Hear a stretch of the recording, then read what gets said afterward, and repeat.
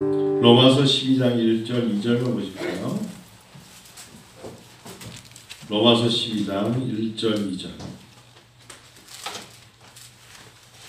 로마서 12장 1절 2절 한번 같이 보시겠습니다. 그러므로 시작. 그러므로 형제들아 내가 하나님의 모든 자비하심으로 너희를 권하노니 너희 몸을 하나님이 기뻐하시는 거룩한 산 제물로 드리라. 이는 너희가 드릴 영적 예배니라. 너희는 이 세대를 본받지 말고 오직 마음을 새롭게 함으로 변화를 받아 하나님의 선하시고 기뻐하시고 온전하신 뜻이 무엇인지 분별하도록 하라. 아멘. 아멘이라는 뜻은요, 의지합니다, 믿습니다, 그렇습니다. 히브리어 아만에서 파생된 계시록 1장 6절의 진실로 참으로 온전하게 라는 뜻과 일치하고요. 때로는 아멘이라는 뜻을 말하는 사람에게는 계시록 3장 14절 말씀처럼 정말 참된 증인이구나, 그리스도인이구나 라는 호칭을 함축된 단어 아멘입니다. 여러분께서 여러분과 제가 계시록 22장 20절에 아멘 주 예수여 오시옵소서 아멘 에르쿠 큐리에 주 예수라고 말할 때에는 우리의 모든 신앙의 고백이 담겨져 있는데, 우리가 이런 아멘이라는 말할 수 있는 이것이 바로 산제사의 거룩함입니다. 아무나 우리가 찬양할 수 있는 게 아니에요. 굉장히 소음이 나는 오토바이를 타고 다니면서, 때로는 어떤 오토바이에 큰 노래를 틀고 다니면서, 때로는 트로트 이런 노래를 즐겨 부르는 사람들이 있을지 몰라도, 우리가 하나님 앞에 주의 영광 밝은 광채 주 예수를 찬양할 수 있는 노래는 아무나 할 수 없어요. 좋은 차에 좋은 음악을 틀고 선루프를 열고 다니면서 굉장히 자기 나름대로 자부심과 멋지다고 느껴질지 몰라도 인생이 무엇이냐 하시면서 잠깐 나타났다 사라지는 안개와 같다고 하신 하나님의 말씀에 비춰보면 우리는 참 아무것도 아니잖아요. 말씀드렸잖아요. 사람이 죽어서 사흘만 지나면 그 몸에서 물이 흐르고 송장 냄새가 나요. 인생은 아무것도 아닙니다. 때로는 꽃도 따가지고 누군가에게 선물하고도 말라도 그 형체가 한 열흘도 가고 한 계절도 가는데, 인생은 그렇지 못합니다. 하나님 우리에게 바울 사도는 모든 자비하심으로 권하는데 너희 몸을 하나님이 기뻐하시는 거룩한 산 제물로 드리라 하셨어요. 자, 산 제물로 드리라, 죽은 것이 아니라 살아있다, 살아있기에 찬양하는 줄 믿습니다. 죽은 다음에 죽은 이의 신앙 고백을 말하지 말고요. 죽은 다음에 그 사람이 신앙생활 참 잘했어 이런 소리가 아니라 산 제물이라고 말씀하시면, 살아있을 때 어떻게 하나님을 영화롭게 할까요? 찬양하는 자, 산 제물로 하나님을 영화롭게 하는 거룩한 사람입니다. 믿습니다. 하나님 앞에 기도 죽은 다음에 못합니다. 하나님 앞에 생명이 있을 때, 제가 나의 생명 주신 주님 앞에 나아갑니다. 날마다 주를 찬송하겠네. 이 찬양 부를 때마다 저는 굉장히 왜 그렇게 제 마음은 감동인지 모르겠어요. 이 찬양을 부르면 감동이 생겨요. 왜냐하면 나의 생명을 누가 주셨어요? 나의 생명을 주신 분은 하나님이심을 믿고요. 그래서 내가 날마다 주의 사랑의 줄로 나를 굳게 잡아매어 주소서. 이 찬양은 저에게 정말 시간 날 때마다 이 찬양을 하나님께 고백할 때마다 아직 내가 생명이 있구나, 아직 내가 하나님의 거룩한 제사로 쓰임받을 수 있는 영적 예배를 드리는 자구나 라는 생각을 참 많이 갖게 돼요. 기도한다는 거, 이거는 또한 아무나 할 수 있는 게 아니에요. 하나님의 사랑한 이거는 영으로, 찬미로, 시로, 신령한 것으로 찬양과 기도를 드릴 수 있다는 것은 하나님이 우리에게 주시는 귀한 특권이요 은혜입니다. 그래서 피곤할수록에, 지칠수록에, 시간이 쫓길수록에, 바쁠수록에 하나님은 우리에게 기도를 요구하신다는 것을 참 많이 깨닫게 됩니다. 성도 여러분 어때요? 우리가 산제사예요. 살아있을 때, 힘이 있을 때, 여력이 좀 있을 때 하나님 앞에 살아있음을 보여드리세요. 너무나 바쁘고 해야 될 일이 내가 거룩한 하나님의 옷을 입고 해야 될 것에서 빗나가면, 그러다 세상을 떠나면 엄청나게 후회스러운 것이죠. 그래서 바울 사도가 하나님이 기뻐하시는 이란 단어를 하셨어요. 하나님이 기뻐하시는 게 뭘까요? 여러분 한번 생각해 보세요. 신앙생활 하면서 하나님이 기뻐하시는 게 뭡니까? 1번 세상으로 성공하는 것. 그래요. 그럴 수 있지만 정말 세상으로 성공하는 것보다 하나님이 기뻐하시는 게 더 있다는 것은 신앙의 상식 아니겠어요? 세상으로부터 명예와 권위와 유명과 부귀를 가진 것으로 하나님이 참 기뻐하시겠구나 라는 설교 참 많이 들어보셨어요? 혹시 성경에서 그렇게 말씀합니까? 그렇게 말씀하지 않아요. 황금도 가구의 두렙돈을 예를 들어주시는 거잖아요. 주님께서 부자와 나사로의 비유를 들어주시잖아요. 그러면서 돈을 사랑함이 일만하게 뿌리라고 하시잖아요. 가난에 떨라고 하시는 게 아니에요. 심령이 가난하다고 해주셨고, 그러면 주님 말씀하시기를 내가 모든 걸 다 쥐고 계시다 하시면서 금도 내 것이고 은도 내 것이라고 하셨어요. 맞죠? 그럼 오히려 예수님은 은유법, 그리고 반어법, 반복법, 상징법, 그런 예화의 대가이세요. 반어법은 이런 게 있잖아요. 가늠하다 잡힌 여인을 보고 너희들 중에 죄 없는 자가 돌로 쳐라. 아무도 돌을 든 자가 없었어요. 반어법이라는 게 우리들에게 누구나 다 원죄와 우리의 마음속엔 자범죄로 가득 찼기 때문에 우리들 중에 죄 없는 자가 있으면 손들어봐 라고 손드는 자가 죄인이에요. 예수님 외에는 완전한 자가 없기 때문에 반어법을 썼죠. 예수님께서 말씀하시잖아요. 들에 핀 백합화를 봐라. 눈으로 다 보이는데 그게 아니야.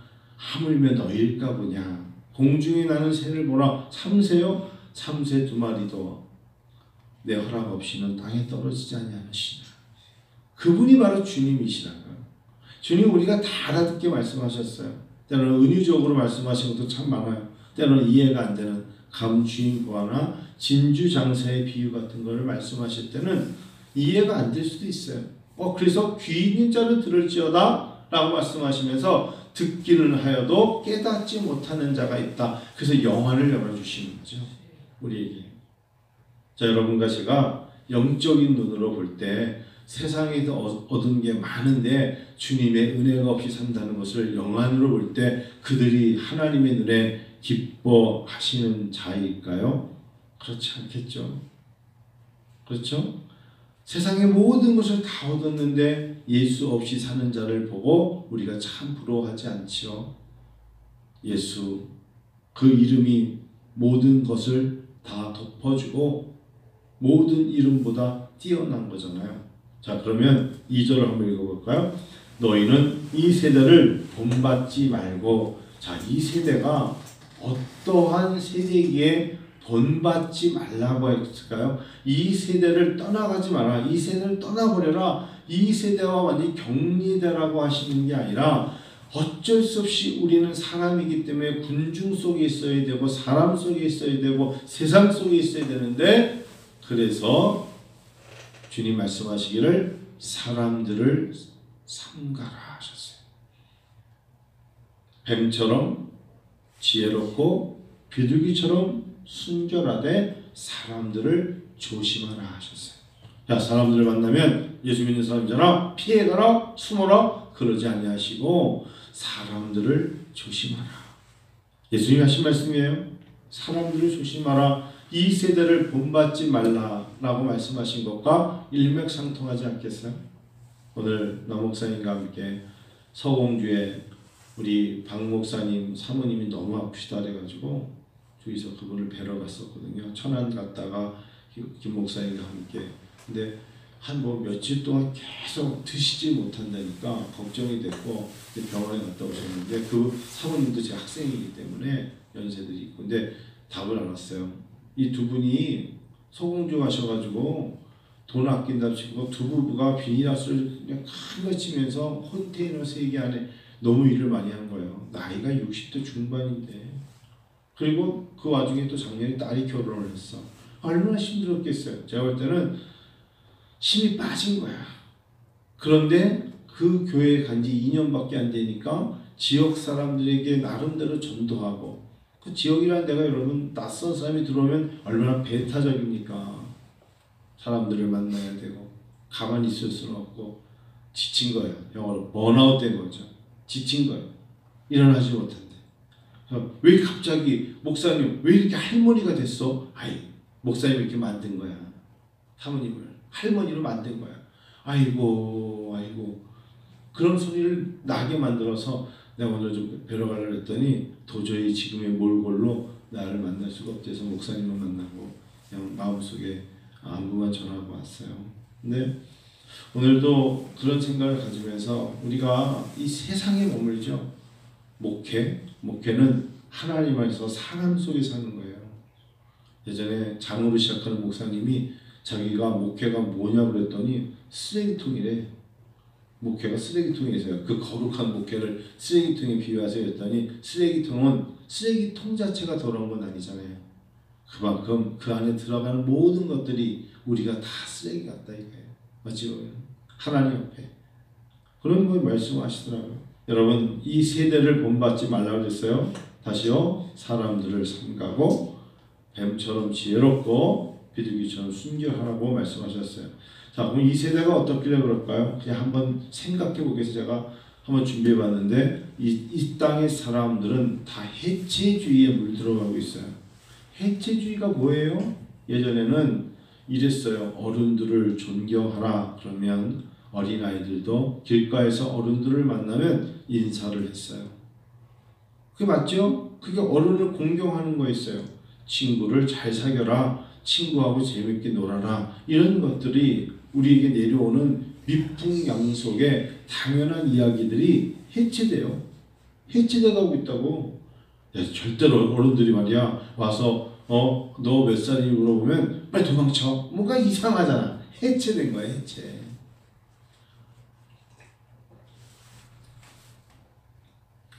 인권이라는 이름으로 감히 하나님의 것들이 많이 거역되어 가는 시대에 살고 있어요. 예수를 믿으면서 뭐 소수, 인권, 뭐 구체적으로 강조해서 말을 하지 않겠지만 정말 어려움이 있어요. 정신대 총장님을 저는 잘 알아요. 지금의 이제 전 총장님이 되셨고 지금 유임이 안 됐는데 저희 칼빈국제대학교 총장 취임할 때도 오셨었고 논문 헌정식 때도 제가 그분을 모셔서 했는데 그분이 그런 건 아니고 신학생들 중에 그러니까 장신대 통합주 신학생들 중에 인권운동을 하는 학생들이 노골적으로 총장과 교수들에게 계속해서 양성평등에 대해서 얘기하면서 성전환에 대해서 트랜스젠더죠. 이런 것에 대하여서 총장님이 신학교 교수가 사회를 위해서 당신들의 목소리를 내달라. 그러니까 그냥 가만히 있지 못하게 만드는 거예요. 신앙으로는 어떨까요? 여러분 그냥 여러분이 별개를 생각하세요. 우리 녹음을 뜨니까 개인적인 저의 신앙뿐만 아니라 우리 교회 신앙으로는 남자가 남자를 사랑하면 죄예요. 이웃을 사랑한다는 것과 달라요. 안 그렇습니까? 우리가 얼마나 더 큰 죄를 하나님께 보여드리려고. 그것은 인권을 떠나서 저는 내 개인에게 있어서는 절대로 있을 수 없는 이야기잖아요. 트랜스젠더 성전환을 했다. 얼마 전에 자살됐습니다만 어떤 하사가 결국은 자살하지 않았습니까? 성전환을 한 것에 대하여 신학생들이 총장에게 말합니다. 그것 또한 하나님이 허락한 인간의 자유의지라는 것을 인정해 주라고 교수와 총장이 얘기했을 때 이 총장이 너무너무 심드하신 거예요. 근데 이 총장님이 학생들이 계속 그 이야기를 하고 오히려 소수 인권자를 보호하는 측면에서 신학대학 교수들이 어떻게 된가 할 때 장신대에 있는 신학대학교 교수들이 맞다라고 사인을 했어요. 너희들이 맞다. 그래. 그것은 하나님이 판단하신 일이지 우리가 판단할 일은 아니다 라고 사인을 했는데 총장님이 끝까지 자기의 입장에서는 그 교수들에게 옳지 않다는 말을 안 한 상태에서 임기가 끝났어요. 그게 통합 6개 신학교에서 이제 손가락질을 하며 총장 자격 없다 해서 유임을 시키지 않고 이번에 그만두게 하셨어요. 그래요 여러분. 근데 그런 말을 하지 못한 이유가 한편으로는 자기 자리 때문에 그런 거 아니에요? 한편으로는 하나님께서 우리가 이런 거 말할 줄 알아야 돼요. 이건 죄입니다. 이거는 하나님은 순리로 가야지 영리로 가면 하나님이 하나님의 것을 모욕하는 거잖아요. 그래서 죄라고 말해야 돼요. 예, 말해야 돼요. 그래서 개의 죄예요. 죄를 죄라고 해야 돼요. 성전은 안 된다고 말해줘야 돼요. 하여튼 그런 이야기들에 대해서 인권의 이름으로 기독교를 핍박하고 결국 강단을 위협하고 성경에 대해서 사실은 저항하는 거거든요. 이 세대가 그렇다. 이 세대가 그렇게 가고 있는 것에 대해서 은혜하여 전께 성도 여러분 우리가 아파하면서 기도해야겠다. 이 세대가요 물질이 정신을 지배하고 있어요. 그래서 교회가 정신을 못 차리고 있다는 생각이 들어요. 대형 교회가 소형 교회를 우습게 여겨요. 하다못해 대형 교회 부목사들이 농어촌에서 목회하는 힘들어하면서 10년, 20년 그 자리를 지키며 전도하는 목회자들을 함부로 대하고 못난이 취급을 하는 시대 속에서의 물질적인 상대적 성장이 아주 보배롭고 하나님의 복음에 값진 복음을 위해서 일하는 자들을 경시 여겨요. 자기들도 모르게 내가 어느 교회 부목사인데 내가 어느 교회에서 목회를 하는데 내가 어느 지역에서 목회를 하는데 라고 말하면서 상대방에 대해서 물질과 자기들이 가지고 있는 거품 같은 성장이 그 안에 생동하는 하나님의 영의 인도하심을 우습게 여기는 시대가 되고 있어요. 생명이 얼마나 고귀해요. 강남에 있는 사람은 고귀하고 저 멀리에서 아직도 나무를 떼면서 들녘에 나가서 봄철에 냉이를 캐는 사람들 손에 정말 손톱에 때가 묻혀서 그 냉이 하나를 정말 값지게 하나님이 이 계절에 주신 음식이라 여기면서 캐가지고 음식을 먹는 사람들에 대해서 그까진 냉이를 캐는 사람이라고 말할 수 있겠어요? 이 세대가 점점 무엇인가를 잃어가요. 저는 예전에 진짜 부끄러운 이야기를 들었고 부끄러운 것을 제 스스로 또한 몸에 담아본 적이 있었던 게 교회 주차장에 좋은 차가 들어오면 안내 쓰는 사람들이 VIP 성도라고 그래가지고 교회 문 앞쪽에 쫙 주차하게 하고 정말 거의 무너지듯 자그만 차로 오면 뒤에다가 저 멀리 세우라고 하는 그 교회 주차를 안내하는 그러한 썩어버린 인간들이 예배에 오는 자들을 대하는 태도가 얼마나 못났냐 말이에요. 이 세대가 그래요. 잘못됐죠. 경쟁이 협력을 앞섰어요. 서로 경쟁하고 있어요.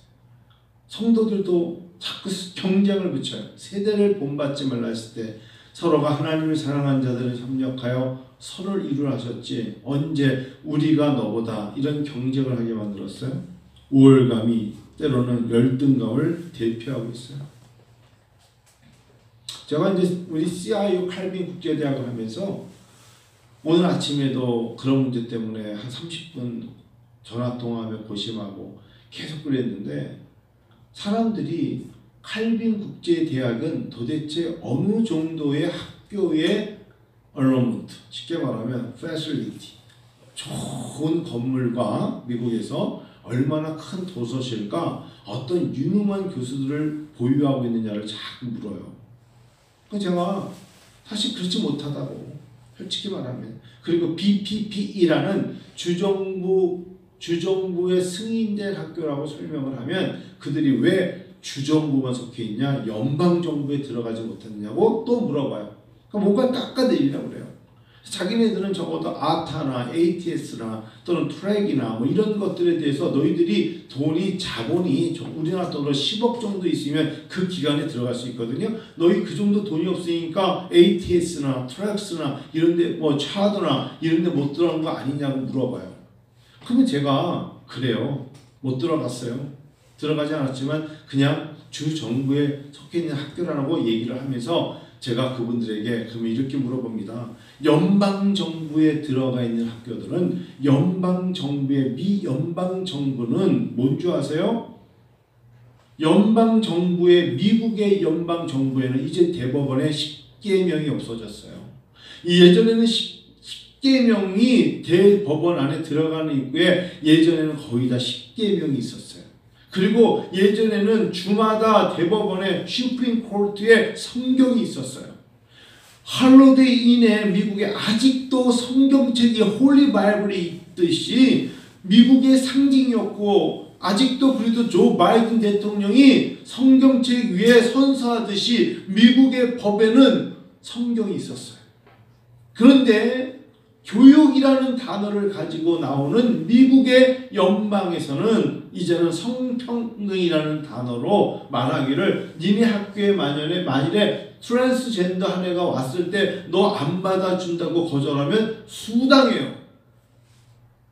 게이가 들어왔을 때 나는 게이예요. 근데 신학대학에 들어왔는데 나는 그래요 라고 말하면서 남자애가 내 남자친구가 키스를 하고 있는 모습을 보고 그러면 안 된다고 말하면 수당한다고요. 그러한 학교들이 연방정부에서 자기들끼리 사인업을 했기 때문에 그 조직이 이루어진 곳에 만일에 들어갈 수 없는 나는 아무리 ATS며 트랙스며 그런 차드 같은 게 굉장히 높은 물질과 성장과 많은 것을 보유했다고 해도 들어가고 싶지 않아요. 그러다 보니까 우리는 어떻게 되느냐? 그런 것들을 싫어하는 사람들이 모여있는 학교. 우리는 오로지 하나님의 말씀에 잘못된 건 잘못됐다고 말해서 우리들끼리 소수의 사람들이 소수의 학교들이 소수의 교수들이지만 그들만이 서로 연합체를 만들어 있는 학교를 그대들은 알지 못한단 말이에요. 이해를 못한단 말이에요. 저번에 한신대에서 여러 가지 논문이 나와요. 한신대에서 여러 가지 논문 중에 최근에 한신대 교수들이 참 우리나라 신학대학의 진보와 자유주의라는 이름으로 논문의 발달과 뭐 굉장히 많이 나가고 있다는 자부심을 갖고 있는데 그들은 아직도 예수 그리스도의 동정녀 탄생에 대해서 거부감적인 논문이 다 통과되고 있다는 거 아세요? 여기 앞에 있는 한신대학이 왜 제가 똑같은 목회를 하면서도 한신대학교를 찾아가서 저 학교의 도서실에 들어가지 않는 줄 아세요? 근본적으로 신학이라는 데는 예수 그리스도는 하나님이시며 여인의 태를 빌려나신 것이고 그분이 인간적인 죄를 가지고 태어난 분은 아니잖아요.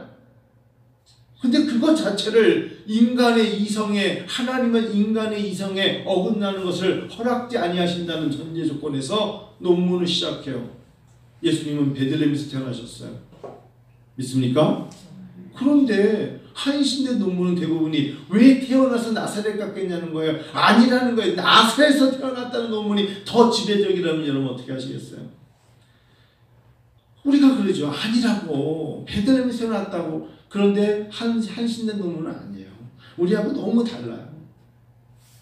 뭐 어떻게 해야 될지 모르겠어요. 그렇습니다. 여러분 그래서 제가 때로는 그런 얘기를 하면서 그래요. 당신네들이 혹시나 더 그럴듯한 것에 그러나 그 안에 죄가 파고들어 있는 것을 모르고 내세울 만한 것을 가지고 우리에게 학위를 요구한다면 나는 학장으로서 그걸 받아들일 수가 없어요. 안 오셔도 됩니다. 근데 이번 학교에도 12명이 나왔어요.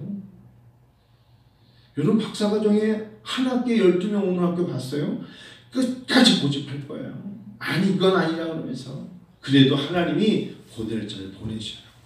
점심 먹을 때 웬 양복을 입는 사람들이 30명씩 몰려다녀 보세요. 저 무리들이 뭔가 우르르 나가가지고 우리 목회학 박사 하시는 분들이 강남일 때 밥 먹으러 나갈 때 보면 엄청 많잖아요. 그런 분위기가 됐어요. 마지막으로 하나 더 말씀드리고 마칠게요. 여러분, 하나님 우리에게 마음을 새롭게 함으로 변화받으라 그랬죠. 여러분 변화되고 있습니까? 저는 제가 요즘 하나님 앞에 새벽에 기도하면서 하나님 앞에 감히 이런 말씀을 드려요. 하나님, 제가 한승동 목사가 하나님 조금씩 변화되고 있는 거 하나님 아시죠? 그냥 혼자 사람들은 인정 안 해도 난 하나님 앞에 하나님 제가 조금이라도 변화되고 있는 거 하나님 아시죠? 그리고 하나님께서 대답을 안 하실 것 같으면 그래 라고 하시면 네 라고 혼자 얘기하고 혼자 대답하면서 그래 맞아 내가 변화되고 있어. 내가 변화되고 하나님의 마음에 변화되는 사람으로 가면 내가 그 다음부터 하나님이 주신 마음으로 무엇을 하던 거기에 하나님이 기뻐 여기심을 받는 것 같은 확신이 생겨요.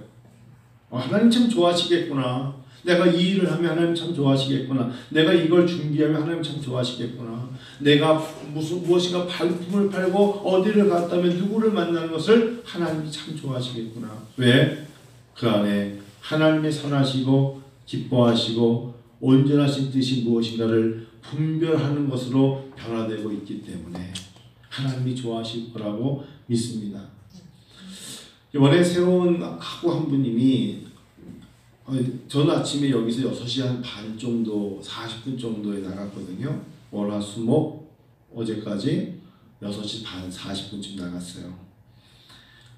그런데 꼭 가면 7시 40분에서 8시 전에 8시쯤 도착을 했어요. 강남이 많이 막혀서 월요일날 늦게 도착했는데 한 분이 제일 일찍 오세요.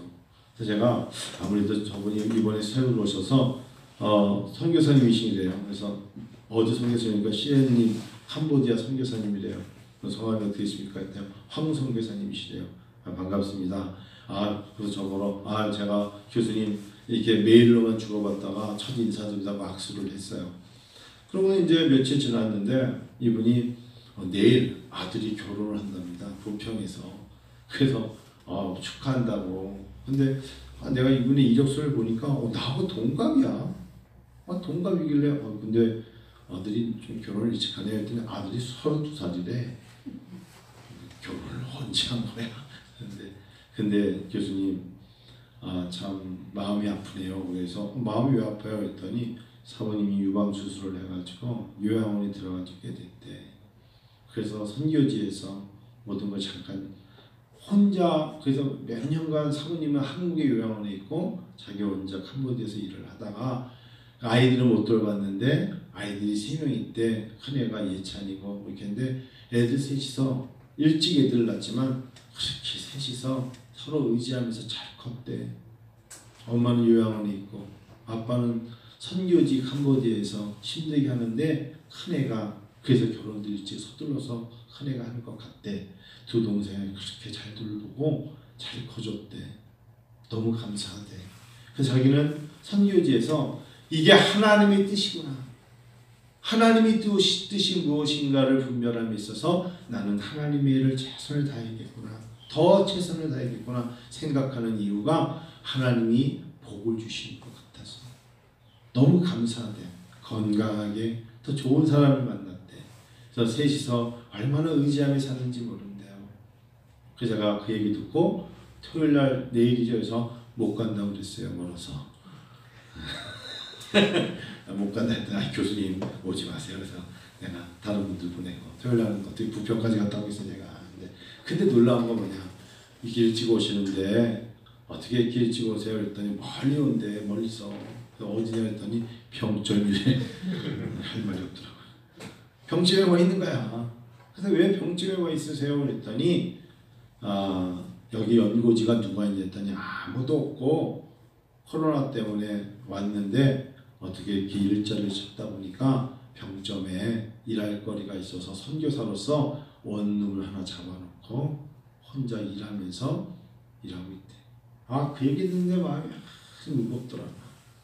일주일 동안 월화수목 학교 수업 오는데 벌써 잘릴까봐 막 끝나자마자 야간에 또 일하러 가고 그 다음날 또 와서 합니다. 근데 왜 이렇게 기쁜지 모르겠대. 너무 기쁘대. 제가 다음에 한번 기회가 되면 우리 교회 여기 있단 말을 안 했어요. 근데 기회가 되면 한번 오셔서 같이 친교도 하고 또 교제도 하고 그러면 좋을 것 같아서. 그래서 교수님 하나님이 자기를 CIU를 통해서 교수님을 만난 게 하나님의 뜻이래. 그래서 좀 뜨끔했어요. 아니, 무슨 또 하나님의 뜻 했더니 자기가 오랫동안 신학교를 했대요. 근데 캄보디아에는 신학교가 없어요. 그래서 어떤 사람은 이미 초등학교 나왔는데 목사가 된 사람도 있고 중학교 나왔는데 목사 된 사람도 있고 이제 겨우 글로는 자기 이름밖에 못 쓰는데 성경의 이야기를 다 외운 사람도 있대. 그러니까 성경은 못 읽는 거야. 그런데 하도 많이 들어가지고 이 사람 입에서는 주주주주 나오는 거예요. 그래서 목사가 된 사람도 있는데 교수님 제가 염치가 없습니다. 이 사람들을 CI에서 좀 대학 가기를 좀 줄 수 있는 방법이 없을까요? 그러는 거예요. 그래서 내가 최종 학력이 뭐였더니 중학교래. 어떻게 대학교를 줘? 그리고 또 초등학교 나왔을 때 제가 새벽에 한번 기도해 가서 하나님 방법이 없을까요? 그랬더니 하나님이 야 니네 나라도 그랬어 그러시더라고. 너희 나라도 뭐 안 그랬던 거 같냐? 성경학교에서 그분 뭐로 교장이라 부르고 거기 학교 세워가지고 그분이 초등학교 졸업장 주고 중학교 졸업장 주고 고등학교 졸업장 가지고 마지막에 시험 봐도 통과되면 니네 학교 대학교 줘. 그래서 제가 그대로 전달했어요. 선교사님이 학교 교장이 되시고 그거를 졸업장이라고 고등학교 졸업장을 도장 찍어 오시면 제가 미국에다 연락해서 할빈국제대학교 BA 드리겠습니다. 그랬더니 이분이 바나나를 먹다가 두 손을 두고 할렐루야! 하나님 10년간 기도했던 거를 이 새벽에 듣게 됐습니다. 근데 그거 못 주면 어떡하지? 줄 수 있어요. 그게 제 학장의 권한이거든요. 줄 수 있어요. 그게 그렇게 기쁜 거예요. 우리는 대학 졸업장을 가지고도 그렇게 감격하지 않아요. 석사 학위를 가지고도 감격하는 사람 거의 없고 박사 학위가 HS냐 최드냐 뭐 이런 거에 들어있냐는 거 물어보는 많이 들었지. 하나님의 영광을 위해서 그렇게 막 두 손을 들고 기도하는 거 최근에 봤어요. 이 얼마나 비교가 됩니까? 저도 모르게 하나님이 기뻐하시겠구나. 하나님이 나를 통하여 일하시는구나. 그런 마음을 가지고 육신은 피곤했지만 한 주를 잘 보냈습니다. 새벽에 우리 전지사님, 남기사님 하루가 참 길었죠. 새벽 4시 반부터 하루를 시작해 보십시오. 하루가 얼마나 긴데요. 오전 11시 아직도 뭐 이러시는 거예요. 아유 아직도 점심 안 먹었어? 그게 새벽에 이번 한 주 월화수목이었어요. 그래요. 좀 다음 주에 또 이렇게 혹시나 너무 힘드시지 않으면 며칠 나오셔서 월화수목 금 중에 나오시면 새벽에 같이 기도하시고 이제 방법이 생겨요. 그러면 또 어떤 서로가 하여튼 협력해서 혼자 기도하는 것보다 집사님들이 같이 기도해 주시면 좋잖아요. 그렇지 않겠습니까? 그래서 고난주간에도 그렇고 기도의 일꾼들이 되셔서 하나님이 그것이 바로 기뻐하시는 거룩한 산 제물 여행을 잊지 마시고 나가기를 축원합니다.